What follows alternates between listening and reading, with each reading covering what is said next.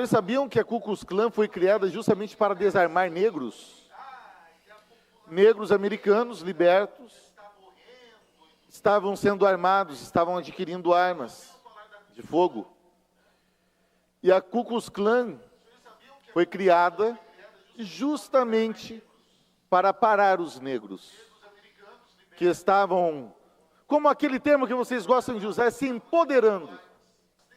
E é nesse nível que a gente está. Não é um erro grotesco de história. Isso é um sintoma. Um sintoma de um revisionismo racista que vem crescendo cada dia mais, amparado por mandato e aplausos de gabinete. Quando alguém diz que a Ku Klux Klan foi criada por legítima defesa, o que essa pessoa está dizendo é que corpos negros, quando estão armados, representam uma ameaça à ordem. E que a reação a isso é natural. Mas essa tal ordem, vamos combinar, ela nunca foi neutra.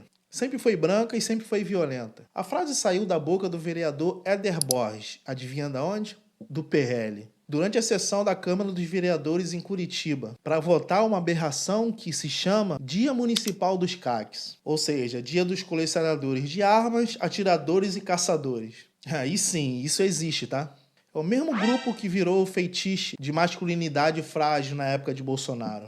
E no meio dessa discussão, que por si só já é uma piada, sobre quem pode e quem não pode portar arma no Brasil, o vereador ele resolve fazer uma analogia histórica. Segundo ele, como a gente viu no vídeo, a Ku Klux Klan nasceu por causa do empoderamento armado da população negra. Pensa comigo, o cara não só ignora completamente a história dos Estados Unidos, como insinua que os brancos se armaram para poder matar negros. E para ele era uma forma de autodefesa. O nome disso não é ignorância. É projeto político com roupagem de opinião.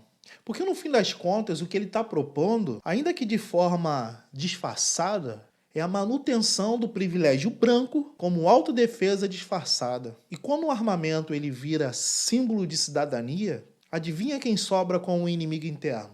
Agora vamos à parte que o vereador esqueceu. Ou fingiu que esqueceu, né?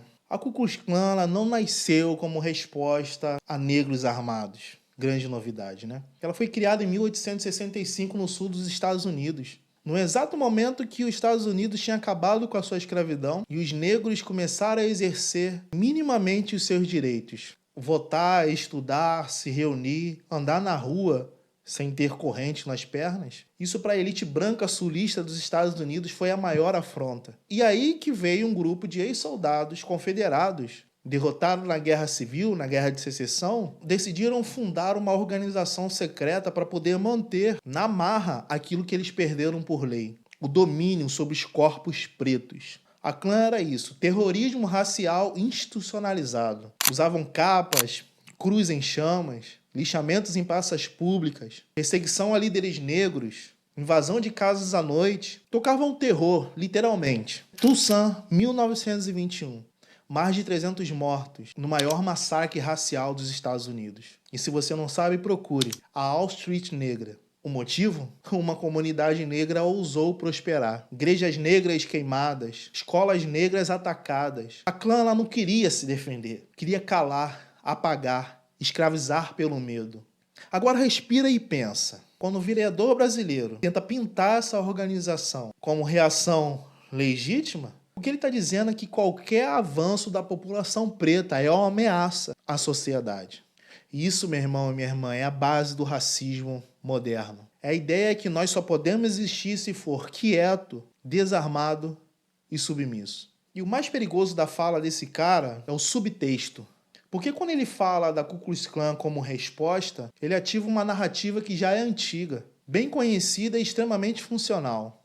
O negro que se organiza é perigoso. Um negro armado é uma ameaça. E quem reage a essa ameaça está agindo em legítima defesa. A Ku Klux Klan não pode existir no Brasil, oficialmente, mas a lógica dela corre solta pelas instituições. Aqui a repressão ela é feita na farda, de toga, de microfone parlamentar. É o Estado que faz trabalho sujo com selo de legitimidade. O Brasil vive um estado de exceção permanente contra os pobres. Não é uma crise, não é um erro. É o funcionamento normal das coisas. A polícia brasileira ela não protege, ela patrulha. E patrulha uma parte muito específica da população. E é por isso que o Brasil lidera o ranking de letalidade policial no mundo. E também de vítimas negras nessas mesmas operações. Coincidência? Não. Política pública. E quando um vereador diz que a Ku Klux Klan reagia a negros armados, ele só atualiza esse discurso em um novo formato. O que ele está dizendo é: não podemos deixar que os oprimidos se organizem, se defendam ou se armem, porque isso é uma ameaça ao status quo. E aí, o que você vê? Caques brancos armados até os dentes, trabalhador negro sendo morto porque estava tirando a marmita da mochila, deputados defendendo excludentes de licitude para policiais assassinos.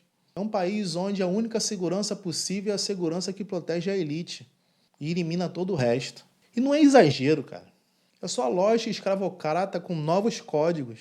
A senzala virou favela, o feitor virou PM, e depois o deputado vem dizer que não era bem isso. Tentou se retratar com um certo deboche. Disse que a fala foi mal interpretada.